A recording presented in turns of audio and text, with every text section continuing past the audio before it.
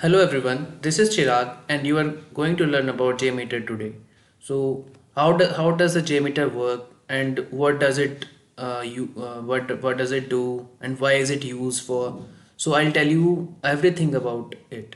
So JMeter is used for performance testing of the APIs mainly. So first of all, we need to download it. We can download it using its official website jmeter.apache.org. This is the link you can download it from. The source code to the source file you will download in zip, and then I've already downloaded it. You can open it to the bin. Uh, Here it is the batch. You can get the batch file from here. If you double click on this batch file, you'll open the JMeter. Now the JMeter is opened uh, in this way. This is the tool. So what we can do, we are given a test plan. So we need to right click on the test plan and we need to add the thread group. So what does a thread group do? So we can manipulate the number of threads. Number of threads means number of users that are able to hit that particular API or API call at a particular time. So suppose I'm giving 10 threads or 10 users that would work simultaneously on that particular call or that particular API, and the ramp up time is the time. Suppose I'm giving here 60 means 60 seconds, like it states. So in 60 seconds, all the 10 users are going to, ramped up. Like in 60 seconds, there will be 10 users that would be hitting that particular API. Okay, if I'm giving 1 second, then in 1 second duration, all the 10 users will hit that API call, uh, and then fetch the results. I mean, it would take more time to fetch the result, but it would hit it in this particular ramp up period. And this is the loop count. Loop count means suppose 10 users have hit that particular API in 1 second. Then how does it, then should it stop? I mean, should the JMeter stop now, or should it do it continuously over a longer period of time? So if I say infinite, that means this event will be happening infinite unless we deliberately stop the JMeter to discontinue the task. And we can see the report. I'll teach you how we can how we can see the report. And then we have specified thread lifetime thing. If we want our JMeter task to run for 1 hour, then we can write the number of seconds till which we want that particular task to continue. In 1 hour we have 3600 seconds. We can write 3600. So our task will, get over in 1 hour. The startup delay is a initial delay for a particular loop count. So that's all for the specification for thread group. Yeah, now I will tell you how we can execute a particular thread group. So in thread group we can have a list of API calls. Okay, and it doesn't mean that we can have only one call. We can have multiple calls. Suppose we have 4 calls we have listed here. I'll list in a while. And then what we can do, we can execute that thread group. For listing the calls, we have to add the call using right clicking the thread group. We can get the add and then sampler and HTTP request. In HTTP request, what we can do, we can name the HTTP request with whatever name we want to give according to the functionality. And now we have the protocol, whether it is HTTPS. Oh, I'll show you using a sample API call. This is a sample API call. This is the protocol, and the server name is this.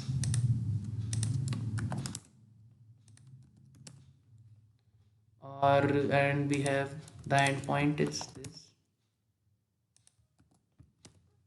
and this is the post call, post method. We can switch this to post. We don't have port number here, so it will use the default one. We don't have content and coding. Okay, so there are many things we can use here. Suppose it was using a form data, this one in the key value pairs, then we would have clicked use multi-part form data, but now there is nothing like form data. So we can go to raw body, we can copy this, and there is no parameter here, so we can skip this part. I'll show you this part in the later part of the video. In the body part we can paste this body. In case we have file to be uploaded, we can go here, we can add the file path. Generally it picks the files from the bin folder. So if we write the file name and keep the file in the bin folder of JMeter, it would directly pick it. Otherwise we have to give the full path of that particular file from our PC. We can give the parameter name according to the file name. MIME type means whether it's a image, then we can write image / JPG if that image is in JPG, or PNG if that image is in PNG format. So that's how we can fill this HTTP request part and get our job done. Now I will show you how we can get the report. First we have to set we have to get the report, and then we will execute this API. I mean we have to configure the report. Sorry, we can configure the report and then we will run it.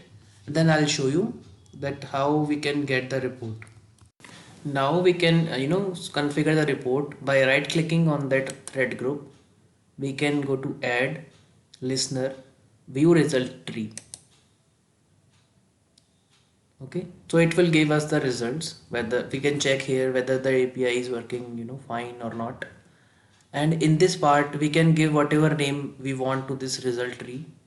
And if we are giving a particular file name, so I mean we have to give the path of that particular file where we can send its results, the execution results of this particular report.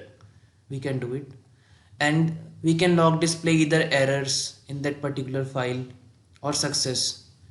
We generally give XML file here, so it will send the data. We can give the path to a empty XML file and it will store the results there. Or what we can do, we can just write the file name which is placed in the bin folder of JMeter.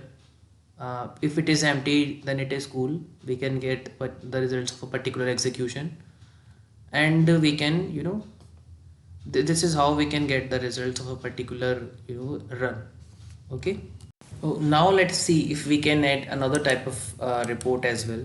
We can add we can go to listener, we can add aggregate report, and suppose there should be some headers as well. So here we have, I'll just include the important headers, which is content type application JSON. You can go here,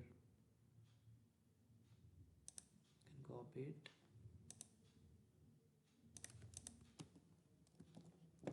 The content type is application JSON. We can right click on this HTTP request. We can add config element HTTP header manager. Now we can add whatever headers we require. This is the content type, which is application JSON. Another one is cookie.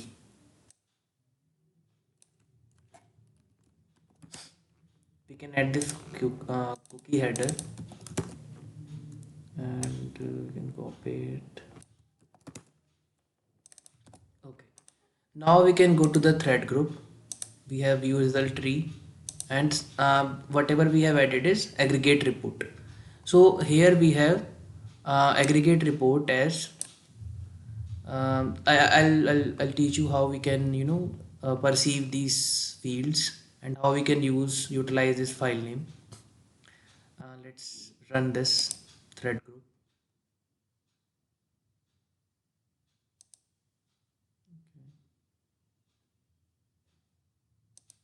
So it is running fine, just like we do in Postman.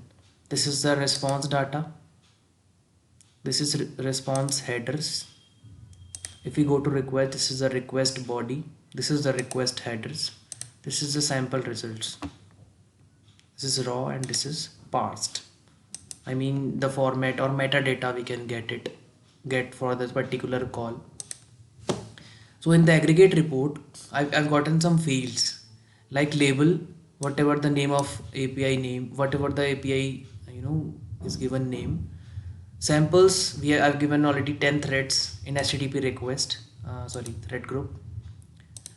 Average time means if all the calls are concerned and are hit at a particular time, then all are giving at the the response at an average time of 773 milliseconds.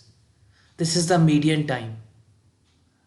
Median time means if suppose there are 9 requests and the fifth call would be the median call, and if there are even number of calls, then the median one is fifth and the average of fifth and sixth call. So this is the median time. 90% line means after execution of 90% calls, the last 10% took on an average of 792 millisecond time, and after execution of 90%, no, I'm sorry, for 90% line I was wrong. For 90% line, the maximum it took was 792 millisecond for any request being concerned, and after 95% line, the maximum request or the maximum time this request took was 792 seconds. For 99% line, the maximum request we have that took 804 seconds. And then we have min field. Min means out of all the requests being hit, the minimum it took was 735 milliseconds, and the maximum request took 804 milliseconds to give the response. Overall error percentage is 0% because for the configuration of this thread group, like 10 threads in 5-second ramp up time with 1 loop count, it is working fine. This API call is passing the performance test for the configuration we have set for thread group. Throughput is 1.9 per second. That means it is able to hit for a particular second around 2 requests, and the receive KB per second is 1.46 KB per second, and then send KB per second is here we have 0.57 KB per second. Okay, so here it is passing the test.